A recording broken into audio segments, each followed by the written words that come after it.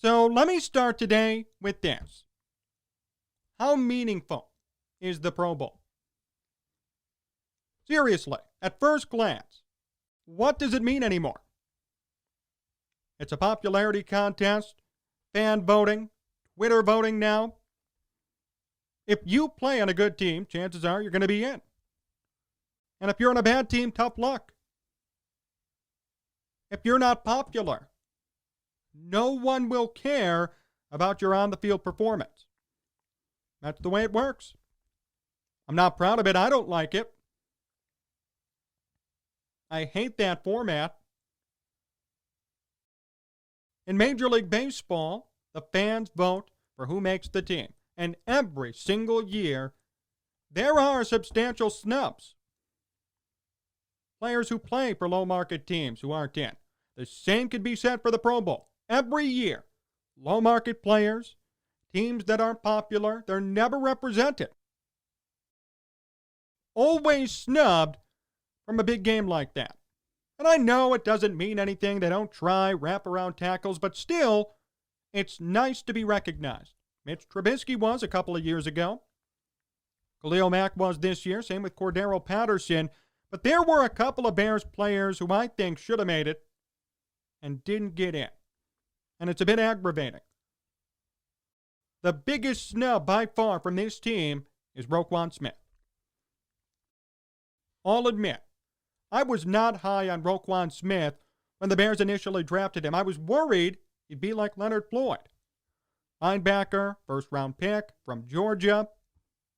They were eerily similar coming out of the gate. But it turns out Roquan Smith is one hell of a football player. Smith this year, 128 combined tackles. 4 sacks. Forced fumble, 5 passes defended, and apparently that's not good enough to get him to the Pro Bowl. The guys chosen above him were Bobby Wagner and Fred Warner. Again, popularity contest. Everyone knows who Bobby Wagner is. Everyone knows who the Seahawks are. So he made it. Roquan may have better numbers, but it doesn't matter in the context of the Pro Bowl. Fred Warner from the 49ers, they're having a horrible season. Roquan again is outperforming Warner. Warner gets the nod. I understand the Bears aren't a primetime franchise this year. I understand they've had questions all year and they've gone up and down. But that shouldn't penalize someone who's put up one heck of a performance on the field, week in and week out. You could argue Roquan Smith has been the best defensive player on this team this year. No question. I think he's done better than Khalil Mack, and Mack made it and he didn't.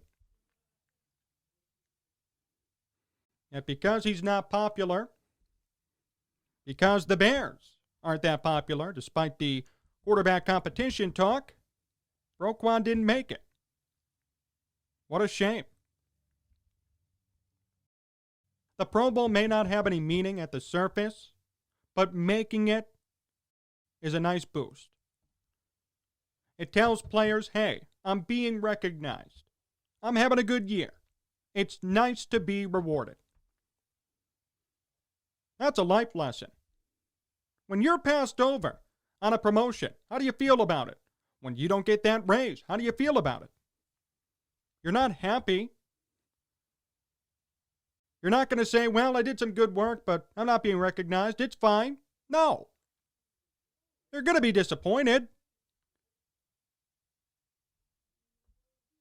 Roquan's in that same boat. He's not being recognized for how good he's been this year.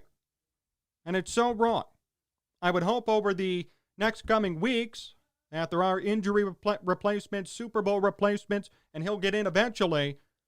But it's an embarrassment to not have him initially making the team. Allen Robinson, another snub. Now I know there are a lot of wide receivers, all of whom made it, deserve to make it. But Allen Robinson's had a great year. And we could say, yes, 1,000 yards again, and look at the numbers, fine. But here's what makes his year even better. 2 quarterbacks. This guy is a victim of the quarterback controversy, but he's not directly involved. Robinson has no say-so, has nothing to do with the Bears' flip-flop of Foles and Trubisky. Yet he's the one who's the victim. Each week wondering, who's my quarterback? Each week hoping, well, will this guy target me as much as the other guy? And he still put up 1,000 yards, still had 90 catches. How he's not there is mind-blowing. I know the other guys have good numbers. They didn't go through a quarterback controversy. They didn't go through wondering week to week who's going to start, who gives my team the best chance to win. None of them had to deal with it. Robinson did. And the guy still performed.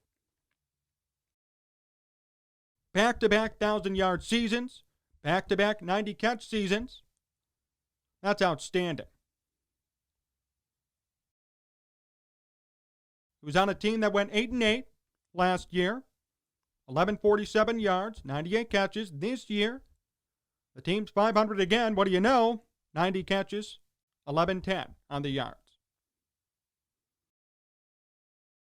The extend Allen Robinson talk is insane. Of course he should be extended. What I think's really going on is that I don't know if Robinson really wants to come back, and I don't blame him. I don't blame the Bears either. The Bears don't know yet who their quarterback is going to be next year. Why extend a wide receiver when you have no clue who's going to be under center? That's the whole dilemma here. Contrary to popular opinion, no, the Bears just don't want him. That's not it. I think we can all agree Allen Robinson is a valuable asset to this team, to any team.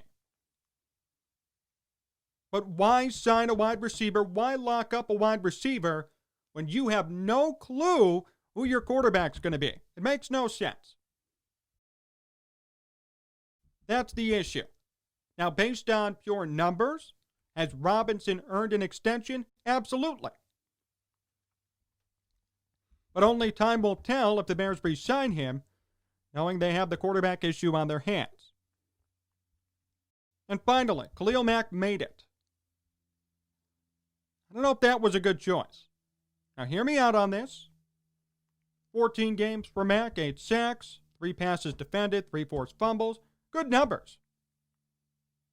But I want you to look at those numbers now compared to his first year, compared to every single year in Oakland. In Oakland, for Mack, 4 sacks, 15, 11, 10.5. Then he came to the Bears, 12.5, then 8.5 and 8. So for 4 straight years, he had double digits in sacks. 3 in Oakland, 1 here. In Oakland, every year he was there, 70-plus tackles. In Chicago, it's been 47, 47, this year 44. I understand that at the time, the Bears were in win-now mode. I understand that the move was made to ensure a Super Bowl appearance and possible win, but we can't deny Khalil Mack's regression with his team. And it pains me to say it. He's a great player. The trade, in theory, was good at the time. The Bears did what they had to do to win the Super Bowl. It's like when the Cubs traded for Jose Quintana in 2017. In retrospect, horrible trade. At the time, they wanted to win another World Series, so they did it. But they gave up their future to get him. The Bears gave up their future to get Khalil Mack. And Mack made the Pro Bowl now, congratulations, but his numbers today still don't stack up to his Oakland days. Why is he being rewarded for a regression? Just something to think about. Mack, making it this year, That's an example of the popularity contest. Oh, Khalil Mack's a great player. Defensive Player of the Year. The Bears traded for him. Let him in. I'm not saying Mack's had a bad year, but it's not up to his first year in Chicago. Doesn't compare to his years in Oakland. So why is he receiving recognition when a guy like Roquan Smith, who is having a career year, is nowhere to be found?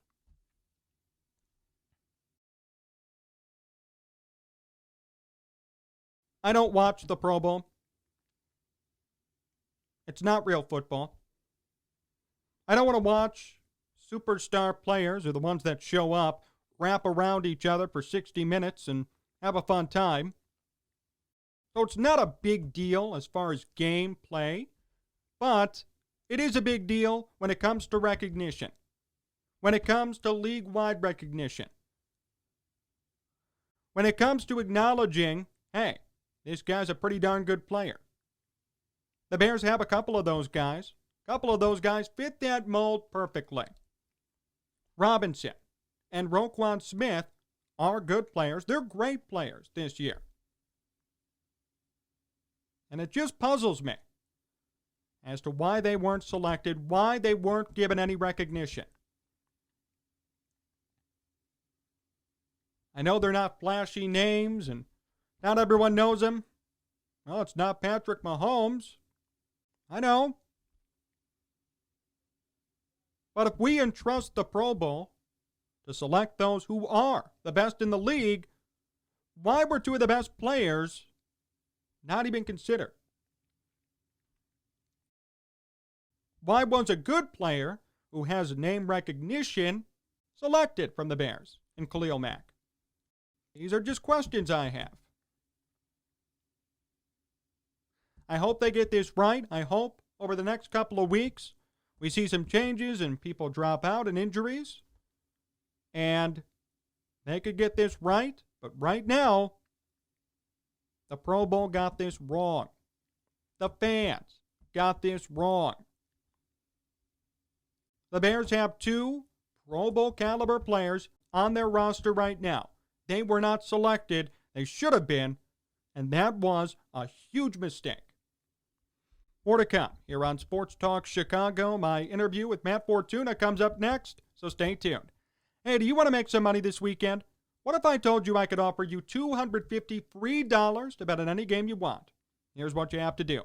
Go to sportstalkchicago.com/cash, sportstalkchicago.com/cash. You must be 21 plus. You must be an Illinois resident. You could bet $250 free on any game you want for this upcoming weekend. Bears game on Sunday, college football, college basketball, the NBA is back. This is, without question, the best time to put down some money and win it back and then some. Go to sportstalkchicago.com/cash, sportstalkchicago.com/cash. If you have a gambling problem, call 1-800-GAMBLER.